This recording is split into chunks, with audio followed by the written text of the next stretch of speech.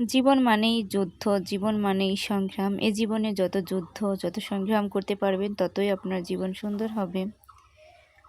যে পাখিগুলা ঠুকঠুক করে ঠোকায় আমরা চিনতে পারি না হয়তোবা, শুধু ঠোকাই কোন পাখি আজকে দেখে নিলাম।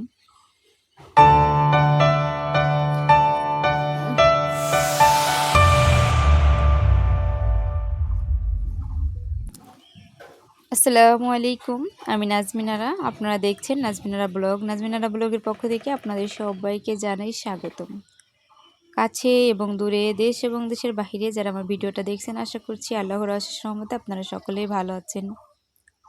আমি আলহামদুলিল্লাহ আপনাদের সকলের দোয়ায় ভালো আছি। আচ্ছা, আমাদের পাশে কিন্তু প্রতিনিয়ত বিভিন্ন ধরনের পাখি ঠোকাঠুকি করে, শব্দ করে, আওয়াজ করে, ডাকাডাকি করে। আমরা কিন্তু প্রত্যেক পাখিরে চিনতে পারি না। আমি এই পাখিটা কতক্ষণ পর পর মানে যে ঠোকায় ওই আওয়াজটা আমি শুনতেছিলাম।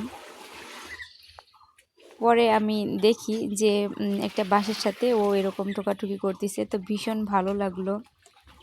কয়েকদিন আগেও দেখেছেন রান্নাঘরের কি অবস্থা, পাতা দিয়ে জাল দিয়েছি, রান্নাঘরের অবস্থা করুন, লেপা ছিল না। লেপার পরে কতটা সুন্দর লাগে রান্নাঘর। আসলে মাটির ঘর তো, লেপে মুছে পরিষ্কার পরিচ্ছন্ন করে রাখলে বেশ সুন্দর লাগে দেখতে। প্রতিদিনের মতো ঘরটা কিন্তু গুছিয়ে নিয়েছি। ঘরের সবথেকে বড় সৌন্দর্য হচ্ছে বিছানা গুছানো আর আলনা গুছানো। এ দুটো যদি আপনার প্রপারলি গুছানো থাকে তাহলে মনে হবে যে না, আপনার ঘরটা পরিপূর্ণ সুন্দর আছে।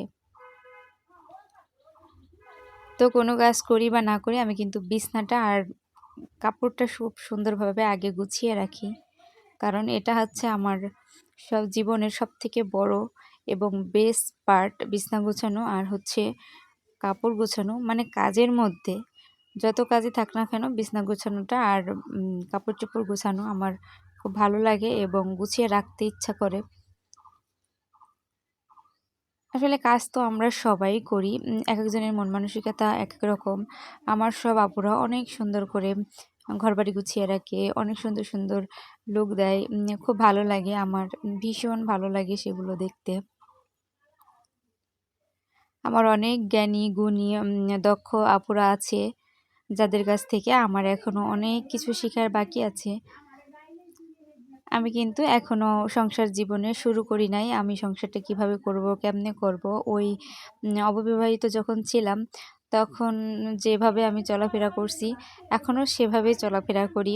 আলহামদুলিল্লাহ, আমার মা এবং আমার শাশুড়ি তেনারা দুজনই এখনও আছে এবং তারা যথেষ্ট ইয়াং আছে মাশাআল্লাহ। দোয়া করি আল্লাহ তাদেরকে আরও হায়াত দিক, তারা দীর্ঘদিন বেঁচে থাকুক, ভালো থাকুক, সুস্থ থাকুক। জানেন তো, বা শাশুড়ি এবং মা থাকার মধ্যে কী যে একটা আনন্দ আছে।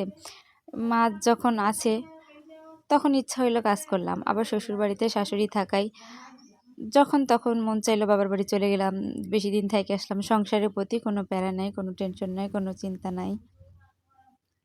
অনেক কথা বললাম আপনাদের সঙ্গে না? আপনাদের নাজমিন আপু অনেক বেশি কথা বলে হয়তোবা, তাই না? আসলে কমেন্টে জানাবেন আমার কথা শুনতে আপনাদের কেমন লাগে। সংসারের কাজ তো করি যতটুকু পারি, যেমনি পারি, যতটুকু যা করার সেটা তো আমি করার চেষ্টা করি। এরপর ফাঁকে ফাঁকে বসেও কিন্তু আমি অন্যান্য কাজ করি, যেমন